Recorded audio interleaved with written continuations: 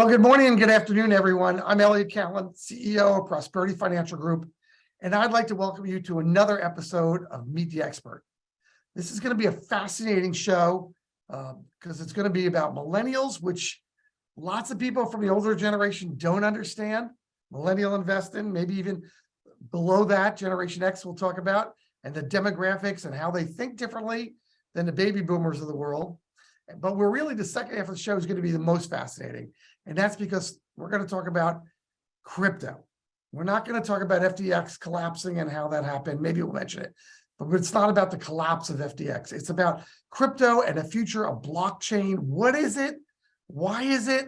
Why do you even care about having a crypto wallet and things like that? Because I get asked that, Elliot, can you help me with my crypto wallet? Can you help me with my crypto Roth IRA?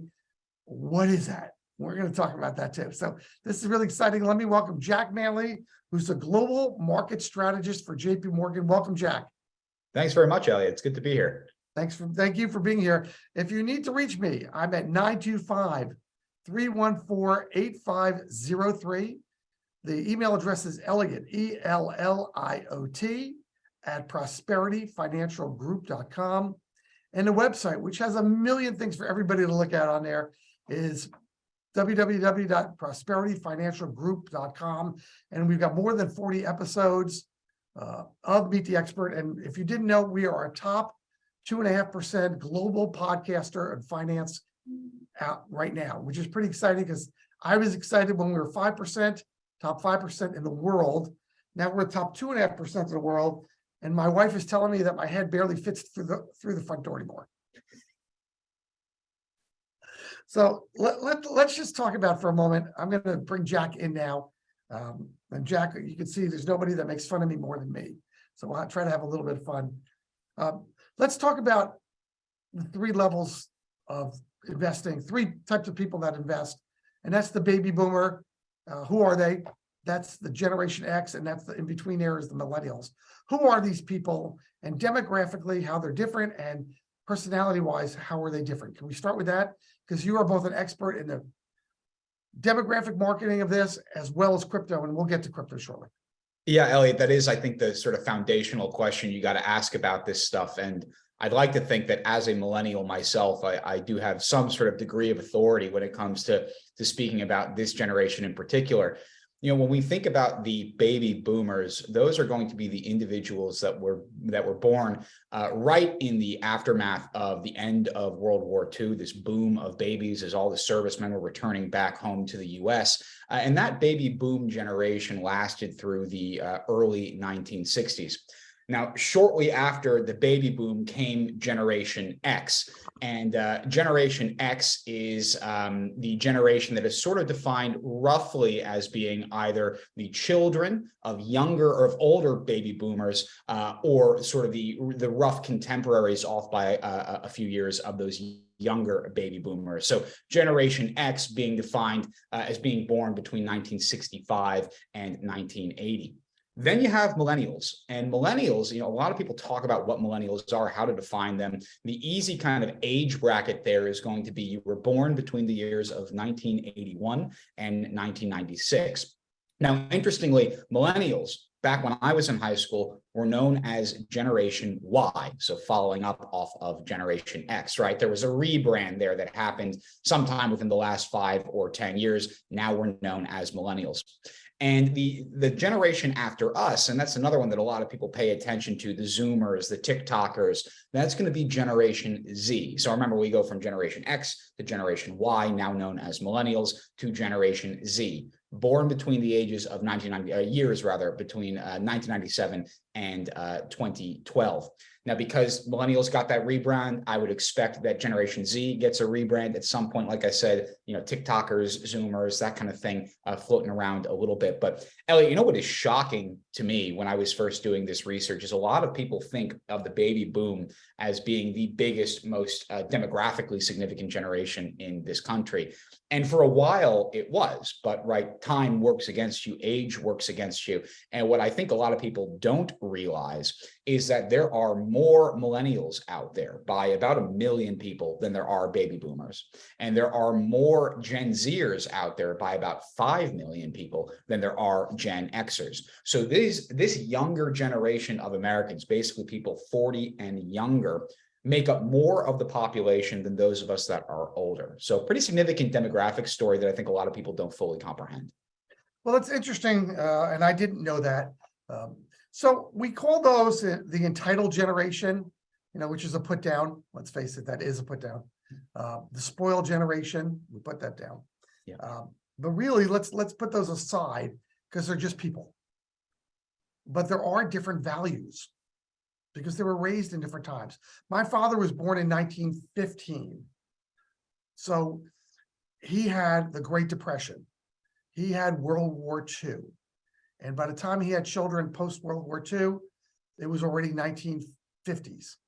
1950s were still very conservative in this country before the 60s and 70s kind of threw that from right to left, and everything changed and went inside out, upside down. And we're still living in more or less that world today. Definitely not the 1950s and 40s today. And so the question that comes up is how much do millennials value trust and advice compared with the generation or two before them? Since my world, and everybody knows out there, my world is about trust. If I earn you 40% this year in your account, but you don't trust me, you're still going to leave me. And if I lose you 25%, but you trust me and you know I'm watching this and doing the best I can, but the market's kind of fought against us, you'll give me the benefit of the doubt. What about millennials? Yeah, so when it comes to how people my age and perhaps people slightly younger than me, slightly older than me approach money management and advice more broadly. I mean, you said it yourself, Elliot, right? You can't think about this stuff as kind of a monolith. Everybody's going to have a different opinion. That's just kind of natural. But if we were to put that aside for a second, there are, I think, a couple different things that kind of define this generation. They kind of set it apart from older generations.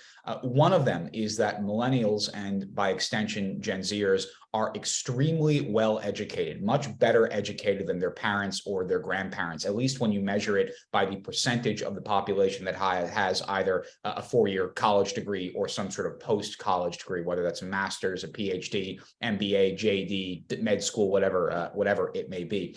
The percentage of people under the age of 40 with those advanced degrees significantly higher than people older than them. And so there is, I think, kind of this understanding, right, that, well, I have a lot of education, I learned a lot of stuff. Maybe I don't need as much help from somebody else. Maybe there is a false sense of security there. That's for other people to determine. But I do think that there is a sense of confidence there in younger individuals because of their educational attainment that is a little bit different from what you see from older folks.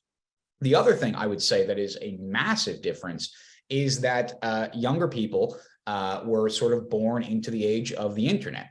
I remember as a millennial, sort of right in the middle of the pack. I'm 31 going on 32 this year, Elliot. I remember growing up where we had dial-up internet and you weren't allowed to make a phone call when you were trying to browse the internet. And then eventually dial-up transitioned into DSL. And I remember when my parents got their first cell phone, and I remember when I got my first cell phone. I remember when the iPhone came out, and I remember when the iPad came out. And, I was young enough that I was able to adopt this stuff. But if you think about people that are born in the late 1990s, early 2000s, they came of age with these things. And there are some young individuals out there that don't know a world without high-speed internet or smartphones, kind of supercomputers in your pockets.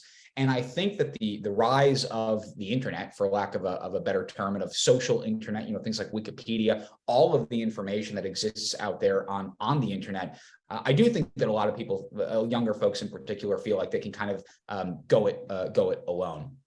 The last thing I'd say, though, Elliot, is that the other issue here when it comes to having a conversation about advice as it relates to younger individuals is that we are experiencing what is known as arrested development. And maybe some people that are listening have watched the show before. I'm a big fan of the show myself, but arrested development means, right, that we're just developing a little bit later than our parents might have or our grandparents might have. So it's not that we're not starting families. It's not that we're not getting married. It's not that we're not buying houses. We're just doing all those things 5-10 years later than our parents would have. And if you are 30 and single and you don't own a house and you don't own a car and you don't have any kids, your financial needs are not particularly complex. So if I'm sort of in that camp, what do I need financial advice for, right? I have a very simple financial situation. And then give me 5-10 years, that will have changed in theory. And then all of a sudden, I do start to need some advice. So even when you put aside the educational component, even when you put aside the internet and smartphones and what that's done for information access, I do think there is also this idea of arrested development that means that we're looking for advice maybe just at a later point in our lives. Great. So just a few more questions about millennials, and then we're going to talk about what's exciting out there, which is really going to be about crypto here. All right. So when we're talking about millennials, I know they have the highest student debt. They have the best education and high student debt. Is that a burden to them mentally? It is. And, you know, when you said that we are an entitled generation, I mean, you're right. Like everybody says that about us. But I do think it is important to stress here that there are certain burdens that we face as a generation that older generations simply did not deal with. And the best example of that is going to be the student debt burden. Now, student debt in and of itself is not a new thing. Student debt has existed for 100 years, for as long as debt has existed and as long as you could go to some sort of institution of higher learning, student debt has existed. But the statistics here around millennials compared to what you see from the baby boomer generation, what you see from Gen Xers, I think is pretty significant. The latest survey that I've seen out there is that if you look at millennials, roughly 40% of all millennials out there have student debt. And that student debt is going to account for just over 40% of their annual income, right? So almost 50% of what they bring in every year, that's the total loan balance. Now you compare that to what was going on with baby boomers back when they were our age, fundamentally different story.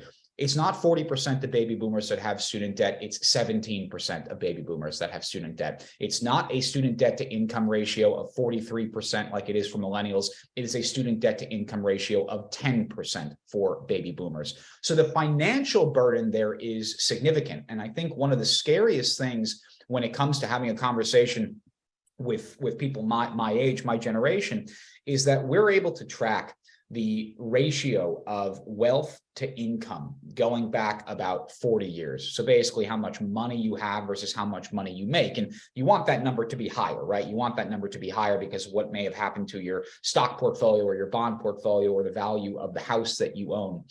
And what we can do is we compare how different age groups have done over the last 40 years. And what is fascinating is that generally speaking, America has been very, very good in terms of delivering that wealth to individuals. That ratio of wealth to income has increased for every single age group over the last 40 years, with one exception. And I bet you can guess what the exception is, right? It's those of us that are under the age of 35, the only demographic group over the last 40 years that has seen our wealth to income ratio decrease. And I would argue that at least a decent portion of that is this very large student debt burden. The other thing I'd say on this, Elliot, is that when you have all this student debt floating out there, I think it does encourage a little bit of decision paralysis. You know, you have so much to worry about. You're fresh out of school. You got all this debt. You got to pay your rent. You got to pay the bills. In some cases, for the first time ever, right? You're kind of out on your own. And a lot of young people get paralyzed by that financial burden. And they feel like they don't have the luxury or the time or the ability to invest. And that in and of itself is its own problem, right? Because as you know, as a financial planner, right, if you don't start early, it's a lot harder to catch up. And so that's another issue I think that is associated with this student debt issue that's worth talking about. So we're talking with Jack Manley, who's a global market strategist of JP Morgan. I'm Elliot Kallen, 925-314-8503. Let me give you let's go one more spot with there, and then we'll go to crypto, if that's okay with you. Sure. And that is, I have twin millennial children. And when they were going to school, the Roman Empire, study of the Roman Empire happened 2 weeks ago, and then came World War II, and then Vietnam, and they were over. It just, so their perspective of time is so irrelevant to what really happened. And I think for my parents, for my children, World War II happened a few months ago. It literally is that. And if you ask kids, and I know there'll be people there in the background listening that they have no perspective anymore that what happened. And so here I am in this industry talking about people long-term, stay in the market, build a portfolio, think about retirement planning. Well, retirement planning for people like your assistants that you have is 1,000,000 years from now, because that's when retirement is 1,000,000 years from now. There's what is 40 years, 30 years from now? It's 1,000,000 years. And I get it. And even for my kids, I realized when they were growing up, I was about 1,000,000 years old for them. And then I dropped to 10,000. And then eventually I peaked at 500. I thought, wow, I'm within 500 now. And my son actually asked me if I had played baseball. He was legitimate. He was in junior high. And he said, Dad, did you play baseball when you were young? No, when you were young, did you watch Babe Ruth play baseball? And I said, oh my goodness, Babe Ruth played in the 1920s and 30s. My dad watched Babe Ruth, went to Yankee Stadium and watched him. And then a few minutes went by. He couldn't grasp that. And he said, are you sure you didn't watch Babe Ruth? Are you sure about that? Because the timeline of this generation is just shortened to ridiculous lengths. So how do we, and not just the financial industry, but everybody out there that's trying to cater to millennials of the future with all the things that I buy for my house, which are, one-story house, backyards, enjoying that. How do we communicate this long-term concept to millennials?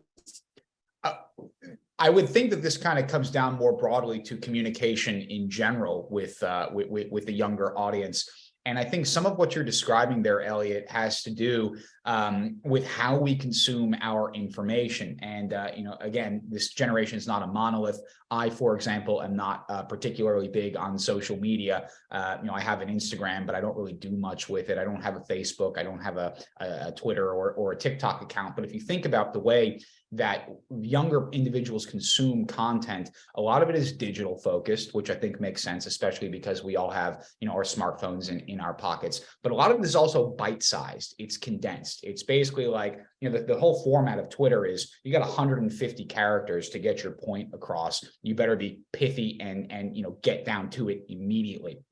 And so I do think rather than trying to tell these long, drawn out kind of stories, it is important to figure out how to more accurately or appropriately communicate with this younger generation, which means kind of making it to the point, kind of being a little bit more digital focused, kind of being a bit more focused on reining in the story. It's kind of funny from my perspective, having worked at JP Morgan and doing a lot of writing for our blog that we maintain on the website. I was a history major in college, Elliot. And so I did a lot of reading, a lot of research, a lot of writing.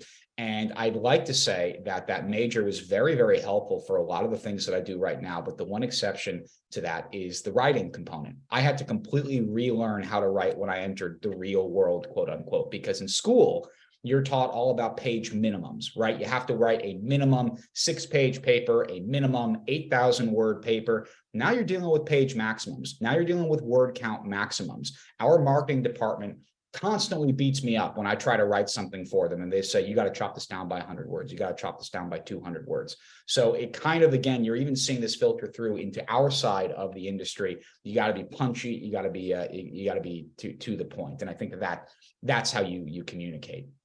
So let's transition this, Jack, into crypto, because crypto is the new Wild West. And for millennials, they're the ones that are investing primarily in crypto. They're the ones that are going to be excited about crypto. For baby boomers, they're just going to shake their head and say, crypto wallet, why is my wallet going to get stolen or read by somebody? There's just no concept for that. So let's talk a little bit about this Wild West.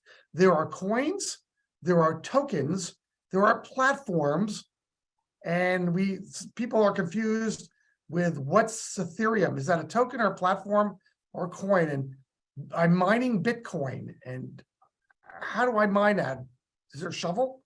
How does this all work here? So spend a few minutes explaining to us. And we're going to have people that are novices listening to this, and we're going to have some people that are super sharp and already in the coin business and crypto business. So we're putting this out on two sides. If you find this too simple and you're listening to this, bear with us. We'll make it more complicated in a moment. And if it's too complicated for you, bear with us. We'll simplify it for you as well. Okay, Jack? So when it comes to the crypto landscape, I think the first thing that's really interesting to do here is when you're talking about Bitcoin or Ethereum or any of the other kind of coins, tokens, right? To use some of the words that you were using, Elliot, there, they're all kind of captured under this umbrella of cryptocurrencies. When we say crypto, it's short for cryptocurrency.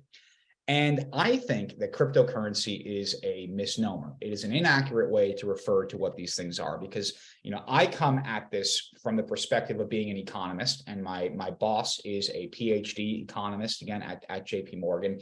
And a currency satisfies two real things. The first one is it has to be an effective store of value. And the second is that it has to be an effective medium of exchange. So what does that mean, right? Let's take the US dollar as an example.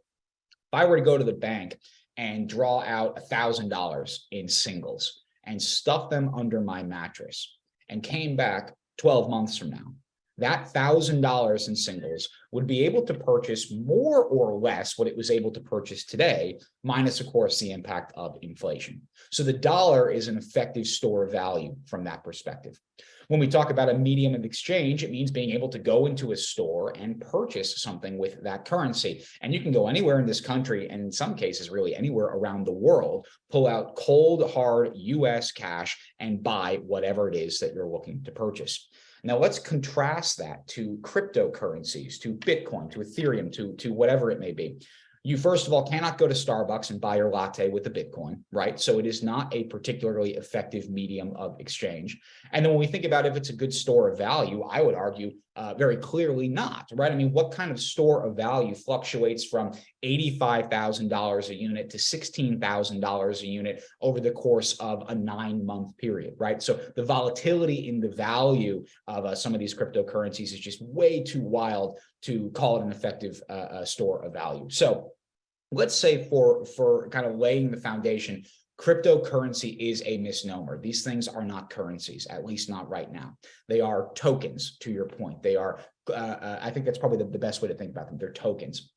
And there are now a couple of different reasons why you may want to own one of these tokens, one of these assets. One of them is that crypto has, historically speaking, been a pretty decent diversifier in a portfolio, in the sense that if you give it a long enough time period, it is not correlated to anything. You can look at what's going on over the last 18 to 24 months and say that crypto is very highly correlated with risk assets. So the S&P 500 sells off, the crypto market sells off. They're selling off for similar reasons, namely higher interest rates. But if you wind the clock back 4 or 5 years, crypto is much more tightly linked to what's going on with gold, to what's going on with interest rates. 3 years before that, again, it's more in line with stocks. 3 years before that, again, more in line with gold and bonds. So fluctuating correlations mean that sometimes it can be a good portfolio diversifier if you are a long-term investor. But the much more exciting way to think about crypto, and again, it's a misnomer, but I'm going to say it because that's what everybody says, and it's hard to not say it.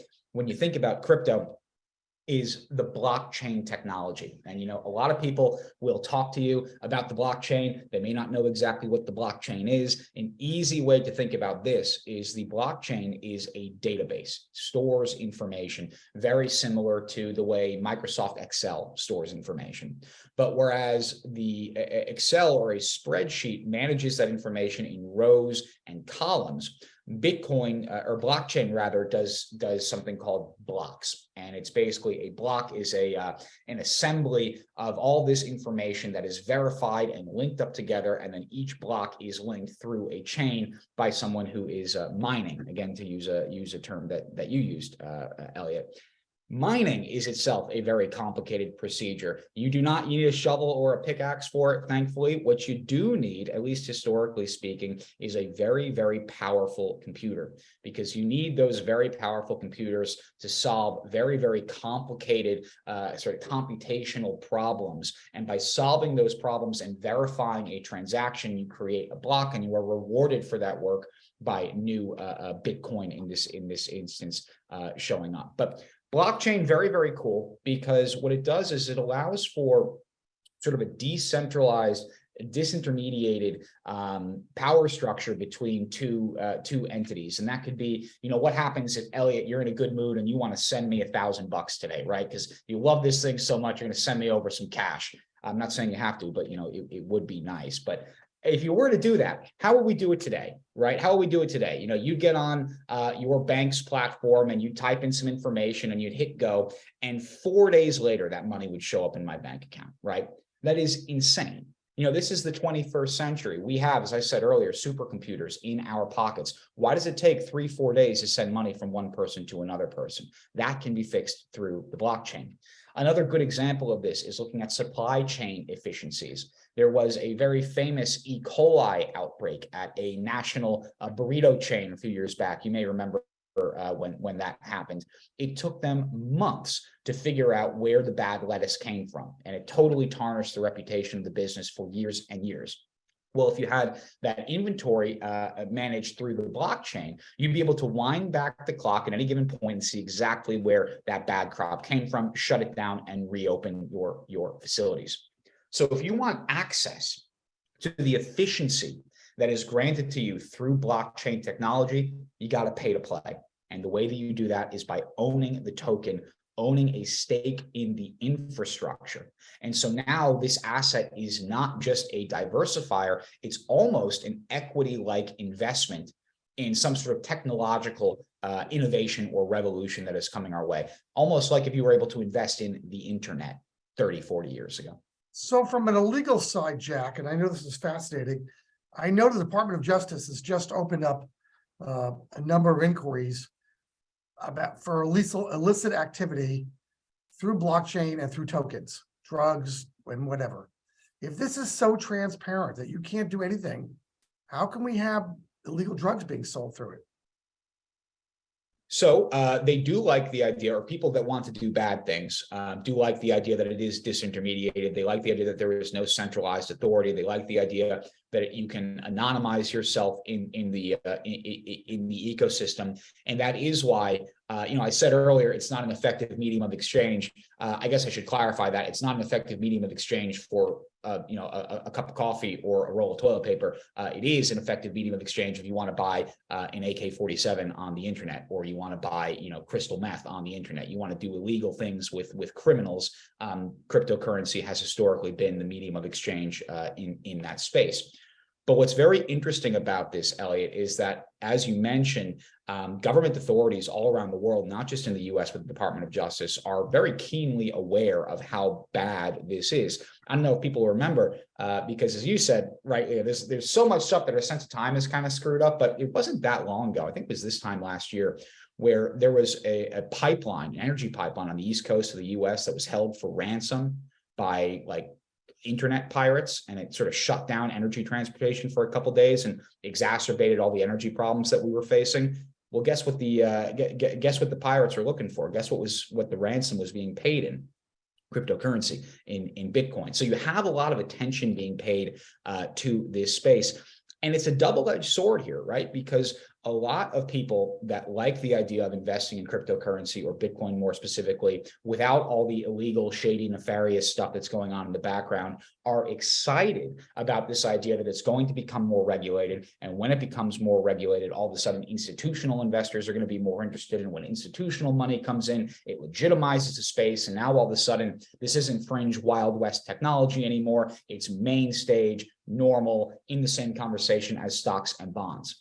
But the reason it's a double-edged sword, right, is that the more focus that's paid on it, the more regulation that is associated with it, the less useful it is in terms of satisfying a lot of the reasons why people like Bitcoin as an asset, as a currency, because of its anonymity, because of its decentralized structure. So you are giving up some of the benefits that make Bitcoin worthwhile in exchange for increased legitimacy. And that, I think, is going to be a very interesting tug of war as we move through the next few years, kind of figuring out where that shakes out in terms of demand for the token. So when you put on your futurist hat, and we're talking with Jack Manley, who's a global strategist with JP Morgan. I'm Elliot Kallen, Prosperity Financial Group. When you're talking about the next 5 or 10 years, give me the future outlook for crypto and Ethereum and Bitcoin. So I'd say, first of all, that none of this stuff is going away, right? Or at least at a high level, the concept of cryptocurrencies and a blockchain technology, they're not going away.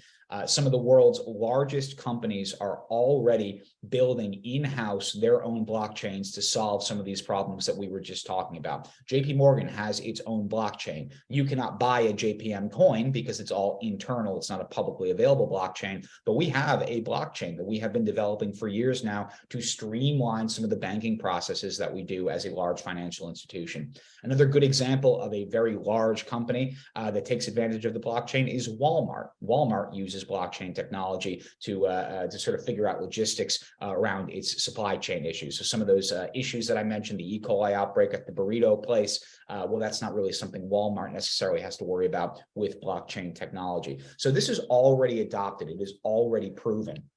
The problem, though, Elliot, is that because all of this is based off of technology, there's nothing really physical that goes into it. You just need to be a smart, capable computer scientist, basically, to engineer this stuff. The barriers to entry are very, very low.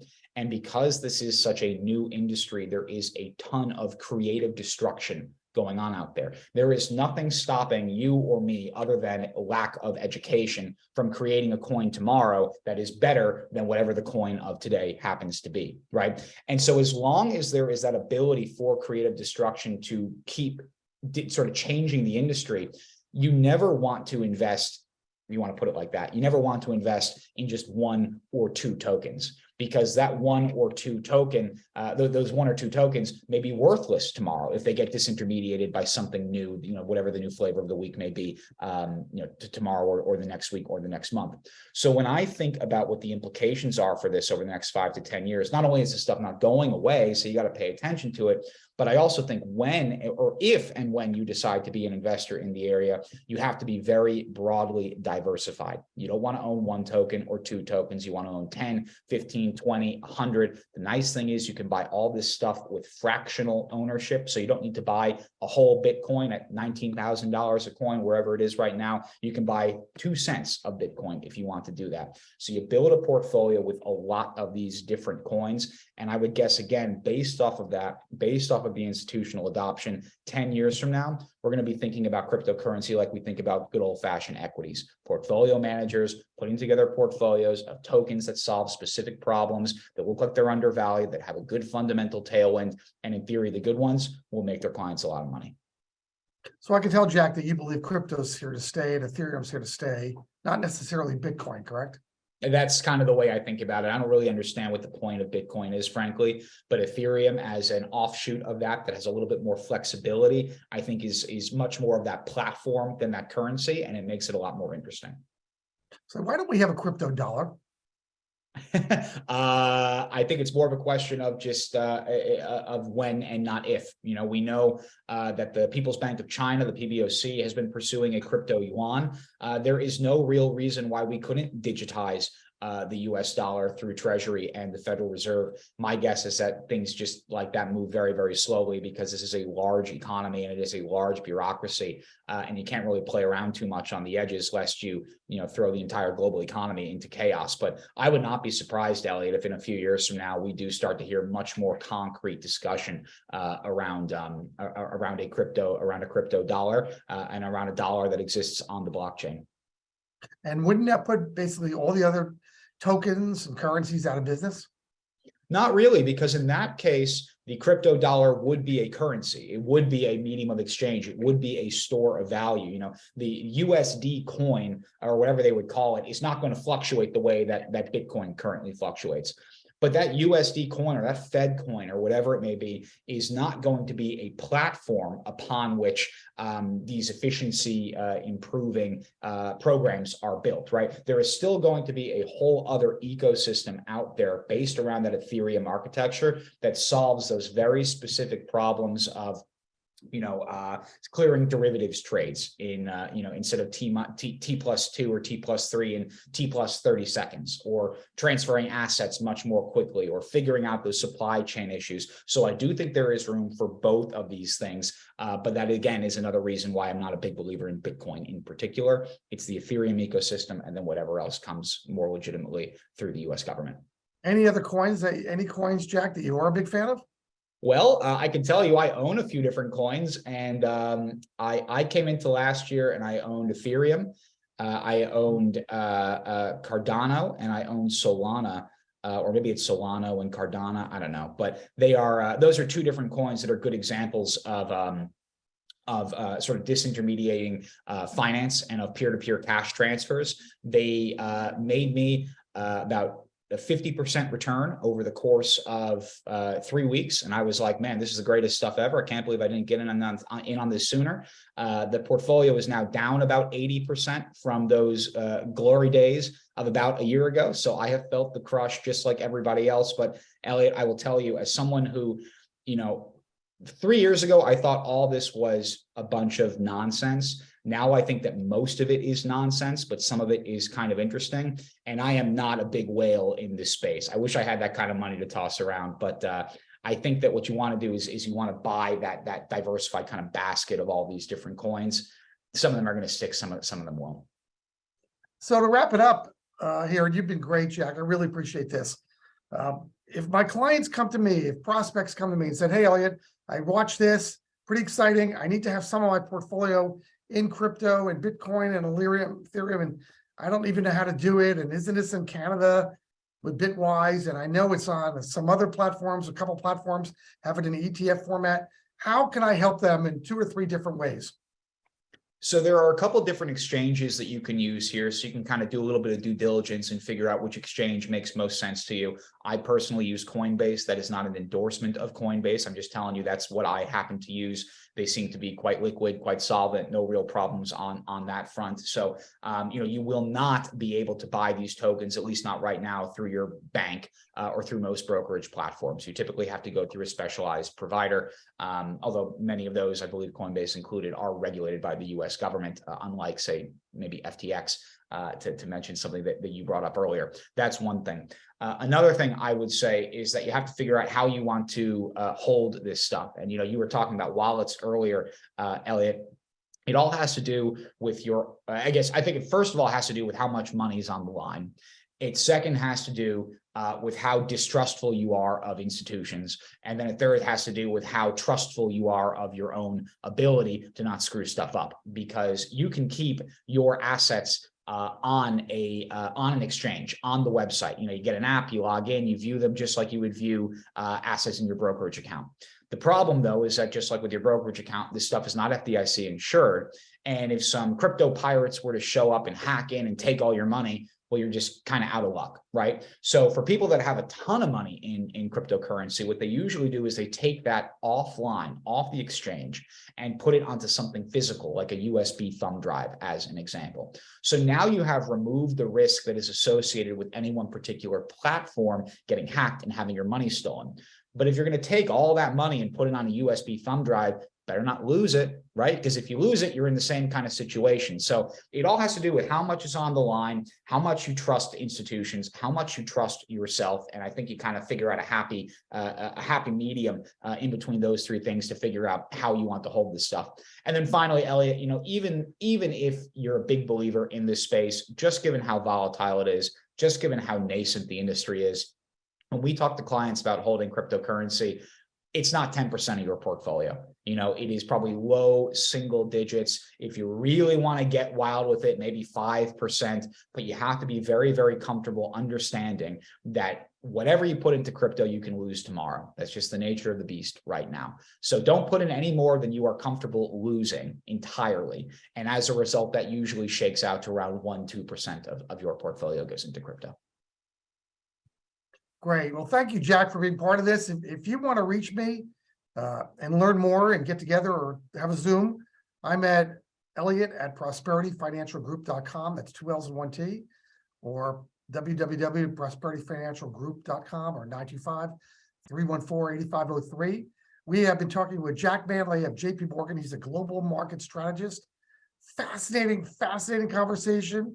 The future is here. It's global tokens. It's crypto, it's Ethereum, it's maybe Bitcoin. That's what he just said. Maybe Cardano, maybe Solana, maybe the dollar in crypto form, and maybe the yuan. I hope not. That gives me the shivers in crypto, Chinese currency. But it's here, and don't put more than 5% of your portfolio into it. That was Jack's message, and And even in our own portfolios, we just do it in the growth portfolios under 5. So we follow that same rule. We think it's just too dangerous. But I also get the get rich quick scheme that they've seen some of their friends have a $250,000 or $5 million or buy Bitcoin a decade ago. They watched it go up by 10,000%, and then drop by 60. So they've seen that. So I get that too. So it's all part of the Wild West of digging for gold. Jack, thanks for being part of this. Really appreciate it. No, it was a pleasure, Elliot. Thanks for having me. It was a great discussion. Yep. Have a great day, everybody. We'll see you soon. Thanks. You too.